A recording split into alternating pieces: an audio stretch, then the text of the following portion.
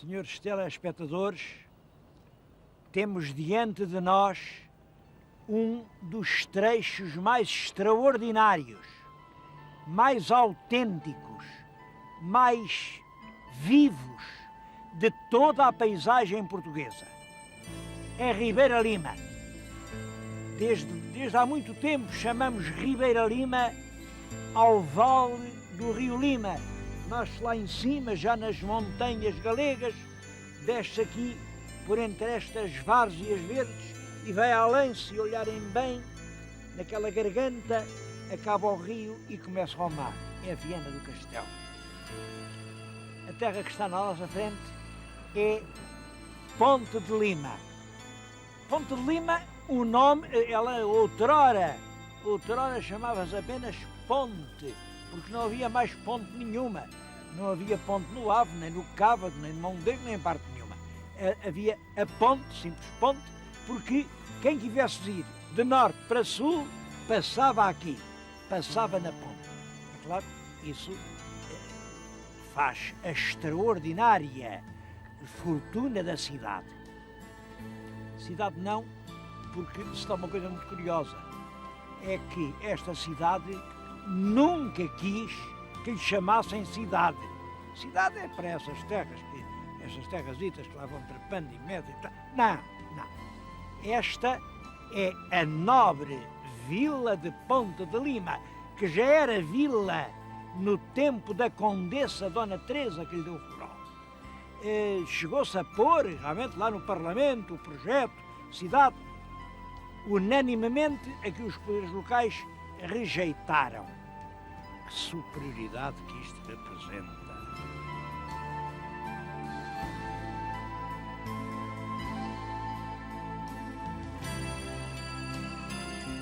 A história de Ponte de Lima é simples e é muito bonita. Imaginem uma várzea, uma grande várzea, modelada pelo rio e rodeada a toda a volta por outeiros. No cume de cada outeiro nasce um castro.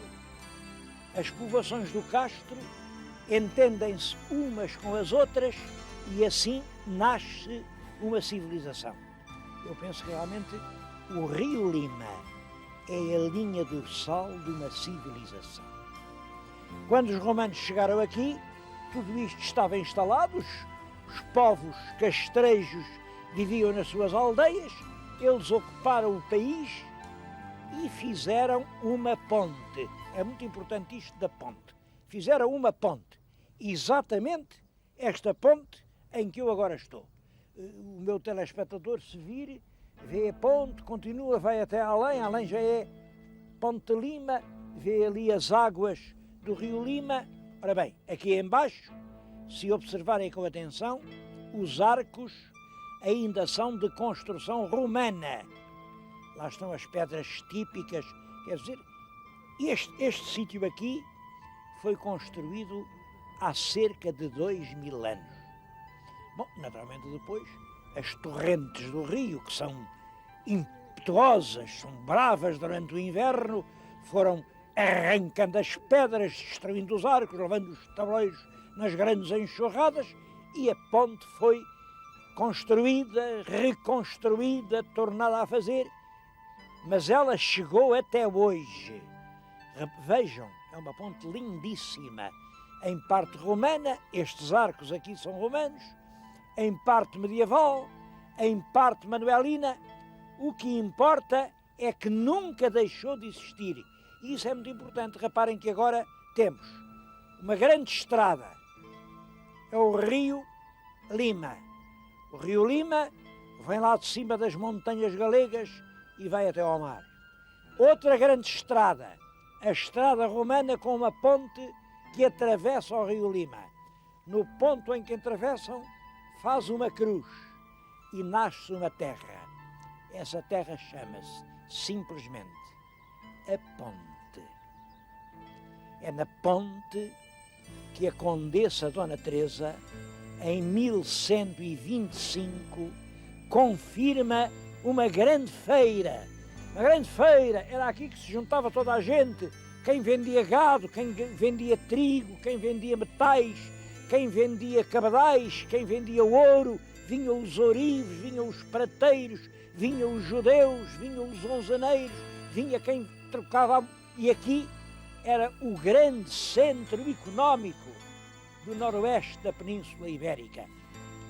Este lugar de Ponte de Lima foi uma das cabeças da Espanha. Claro que o tempo muda sempre.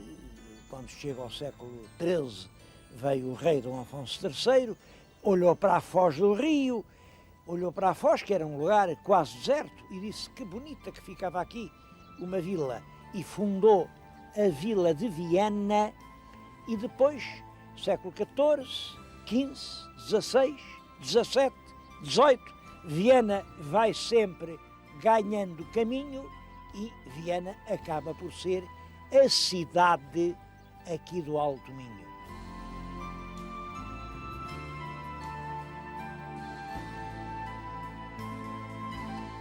Desses tempos passados, chegaram até hoje vestígios impressionantes. Ruínas de conventos, velhas igrejas, torres senhoriais, mas principalmente os solares. Estamos na terra dos solares. Em nenhum outro ponto de Portugal são tão numerosos os solares. Solares de Lima. Um erudito aqui de Ponte Lima, o senhor engenheiro João Nobre Lima, fez o recenseamento dos solares e casas nobres e encontrou 600. Isto é extraordinário porque em nenhum outro ponto do país o número é tão alto. Nem na região de Lisboa, nem na região do Porto, nem na de Coimbra, nem no Sul. Como é que se explica que aqui, no Vale do Lima, haja tantos solares? É este o problema que eu lhes quero pôr. O mistério dos solares do Vale do Lima. Porquê aqui? Nada disto se passa, por exemplo, no Minho, ou no Tâmega, ou no Douro. Porquê aqui? Bom, há várias explicações, as coisas nunca têm uma explicação simples, mas é muito interessante pensar nisso. Eu julgo que aqui se deu a convergência de vários fatores. Primeiro, desde o tempo de Dom Afonso Henriques, que muitas famílias nobres se instalaram aqui na região. E essas famílias conservaram sempre a sua nobreza. São elas que estão na raiz desta gente nobre da Ribeira Lima. Mas depois, muita gente que não era nobre ou era de pequena nobreza, emigrou para o Brasil. O Minho chegou a despovoar-se para se povoarem as grandes regiões do sertão brasileiro.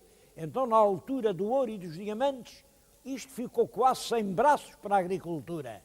Foram milhares e milhares e milhares. Foram e nunca mais voltaram, a não ser alguns. Houve umas centenas que voltaram. E voltaram ricos. Voltaram e fizeram as suas casas. Muitos dos atuais solares da Ribeira Lima são casas de antigos imigrantes que vinham da terra da árvore das patacas com fortunas que lhes permitiam fazer residências sólidas para o futuro. Terceiro motivo, aqui a construção antiga era em granito e a cobertura do telhado era em enormes vigas de carvalho ou de castanho. O carvalho é uma madeira quase eterna e o castanho dura 200 e 300 anos. Isso tornava possível que uma família fazia a sua casa, naturalmente, casa para viver, um espaço, uma lareira. A geração seguinte acrescentava-lhe mais um corpo, os netos mais um bocado e, ao fim de centenas de anos, o que tinha começado por uma casa de um torna-viagem era uma residência solarenga enorme, ligada ao nome de uma família. Isso é o que, julgo eu, explica a extraordinária riqueza dos solares da Ribeira Lima. Bem, como sabem, o tempo dos solares passou. Quem é que hoje pode manter uma casa com dezenas de divisões, com muitos telhados, com madeiras, com pátios, com lojas? Hoje que não há pessoal, que não há... E então os solares entraram em decadência. Os tetos dos conventos abateram. Olha, eu estou aqui a falar num convento antigo e um convento muito ilustre. Este convento foi feito no tempo do rei Dom Afonso Henriques e chegou a estar completamente arruinado. Felizmente, foi comprado pela Câmara, foi inteiramente reconstruído e hoje é a Escola Superior Agrícola de Ponte de Lima. Criam-se aqui técnicos superiores para a nossa agricultura. Isto é um belíssimo exemplo, é um dos melhores exemplos que há em Portugal de como se pode salvar o passado preparando o futuro. Claro, eu bem sei, isto se calhar feito de novo, feito de raiz, seria mais barato, com certeza, mas não se salvava um edifício que vem do tempo do fundador da nacionalidade. E a gente não perde nada se quando a gente desfralda as bandeiras do futuro, ressalvar também as relíquias do passado. São coisas que não podem fazer mal uma à outra, podem ter a certeza disso. O presente, sim. O presente é que pode fazer mal ao passado, destruindo e renegando e escarnecendo, ou pode fazer mal ao futuro, falseando, traindo e tornando-o impossível. Agora, entre passado e futuro, há um intervalo tão grande que eles não podem fazer-se mal. Bom, mas desse tempo de ruína, houve muitos solares escavacados, destruídos, parecia que ia acabar o tempo dos solares, mas aí surge um movimento novo, o do turismo de habitação. O turismo de habitação consiste em reconstruir o solar, muitas vezes com a ajuda pública, e permitir aí que se exerça uma hotelaria, quer dizer, recebem-se pessoas que pagam, e isso tornou possível aqui no Minho isto. Primeiro, aumentou em muitas centenas o número de camas, muitas centenas. Aqui na Ribeira Lima há cerca de 50 casas dedicadas ao turismo de habitação. Depois permitiu salvar esses palácios.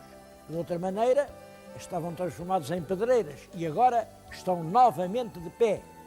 Depois não deixou conspurcar a paisagem, porque não vieram fazer torres agrestes, feias, esses mamarrachos que agora inventaram e que maculam indelevelmente as paisagens mais belas, não. Os antigos solares inscrevem-se docemente nas várzeas, nas linhas e nas dobras dos outeiros, e é assim que continua a Ribeira Lima. Bom, e por último, permitem ao forasteiro chegar aqui, estar numa casa fidalga, ser recebido por uma família hospitaleira e levar deste país uma ideia bela, uma ideia pelo menos verdadeira. É mesmo assim que nós somos. E fez da Ribeira Lima uma região excepcionalmente atraente. É um desafio que eu faço aos meus telespectadores que me estão a ouvir.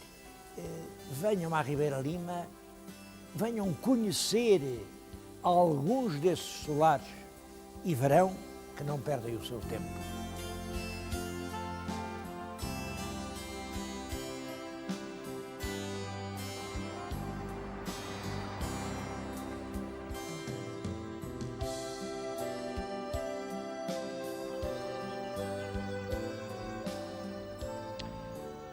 Para mim, os três lados deste triângulo fascinante são o Rio Lima, os solares e os canteiros.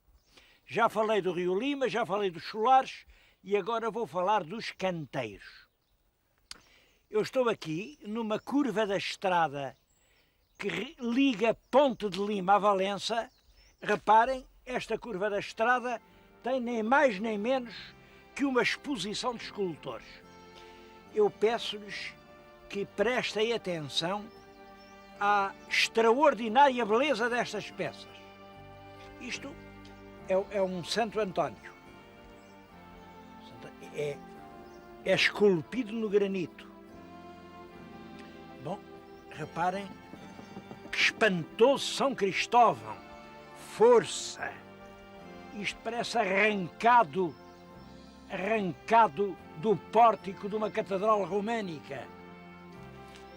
Olhem, outro Santo António. Este Santo António é absolutamente soberbo. Numa mão o Evangelho, noutra mão o menino. O que é espantoso é o preço disto. É claro, naturalmente, eu não gosto de fazer reclames comerciais a ninguém, mas emociona-me pensar que eu perguntei, então, e isto, quanto custa? Disseram-me, 38 contos. Para o Sr. Doutor fazemos um desconto.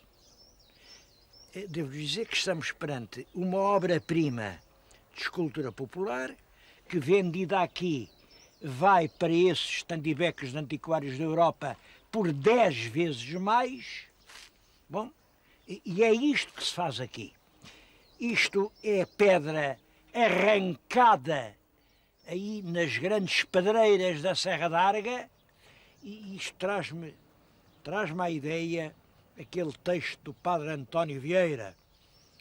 Vai um estatuário por essas montanhas, arranca uma pedra dura, tosca, bruta, informe, e depois que desbasta o mais grosso, alisa-lhe a face, ondeia-lhe os cabelos, rasga-lhe os olhos e surge um homem. Pode ser que um santo que se possa pôr no altar. O Padre Vieira dizia isto da pedra para encorajar os missionários portugueses a converter os índios. Dizeis que esse índio rude é uma pedra? Pode ser que seja, mas até da pedra os homens fazem santos, e eles não são pedras, são homens como nós.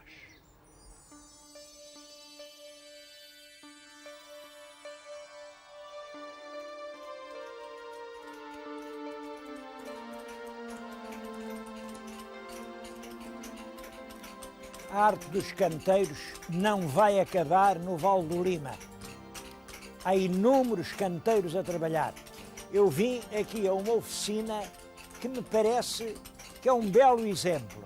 Como veem, há muita gente aqui a trabalhar. É uma família só. É o Martinho Sequeiros, são os dois irmãos. Os irmãos é o Eliseu e o Diogo, e são até 2 filhos, o André e o Sérgio. Bom, o André e o Sérgio ainda são jovens, andam na escola e são bons alunos, mas aos sábados, e hoje é sábado, podem vir aqui entreter-se na pedra. Eles não estão bem a ajudar o pai, estão a entreter-se na pedra. E que lindas coisas eles já podem fazer. O ambiente aqui faz-me lembrar aquele belo poema do António Gedeão sobre os canteiros. Eu só não sei de cor, vou dizer as primeiras estrofes.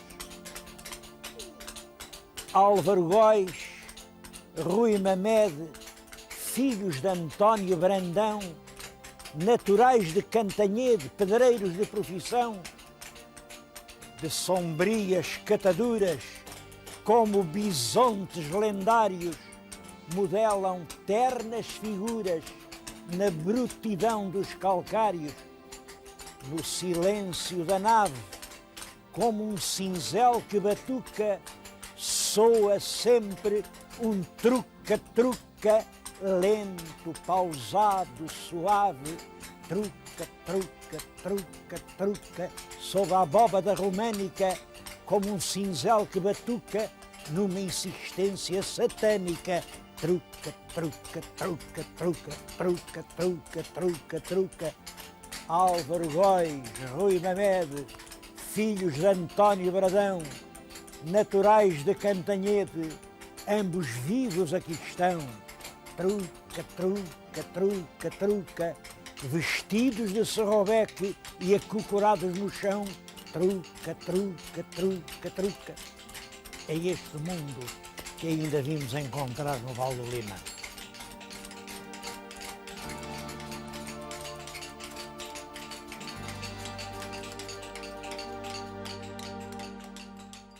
Mas o artesanato do Alto Minho não é só granito, é também a cerâmica, é também o linho, é também a cestaria. Eu não tenho tempo para falar de tudo, mas não queria deixar de fazer uma referência a esta atividade. Eu estou agora no ateliê, fica a 5 km de Ponte de Lima, onde um empresário toma esta decisão, é refazer exatamente com os materiais antigos, peças iguais às da nossa cerâmica dos séculos XVII e XVIII. Peças iguais. Bom, eu tenho aqui, e vou-lhes mostrar, duas peças. Uma é antiga e outra é uma reprodução feita agora. Se o meu telespectador descobrir qual é a antiga, qual é a nova, eu dou-lhe um doce. As peças agora reproduzidas têm muita beleza, reparem-me nisto, muita beleza. Algumas são novas, mas isto, por exemplo, comove-me. Isto é exatamente, são os anjos que sustentam em Macau o brasão da cidade do Santo Nome de Deus de Macau, no Leal Senado. Bom, tudo isto é realmente um artesanato que nos prestigia. E isto é importante, porque o artesanato é uma espécie de espelho do país. E eu, em certas regiões, vejo expor um artesanato bisonho, buçal, grosseiro, tosco. Que diabo! Se os portugueses são assim, que triste figura nós fazemos. Que somos assim, e também é verdade, isso só nos deixa bem colocados.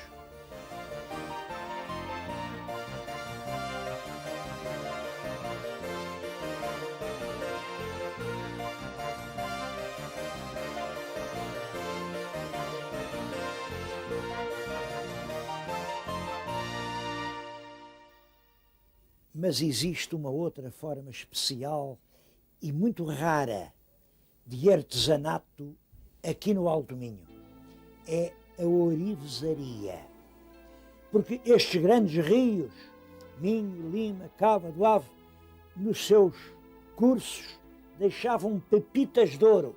E nos sítios onde apareceu o ouro, não tardaram a surgir ourives. As pepitas, eu tenho aqui pepitas de ouro. Isto é ouro. Pepitas de ouro, semelhantes às que apareciam no rio. Esta é uma pepita rara, uma pepita que bastava quase para enriquecer quem a encontrasse. Reparem como isto é bonito. Ora bem, com o ouro, os ourives. E essa arte hoje sobrevive. Eu tenho aqui uma peça que eu acho realmente muito bonita. É um bocado de ouro.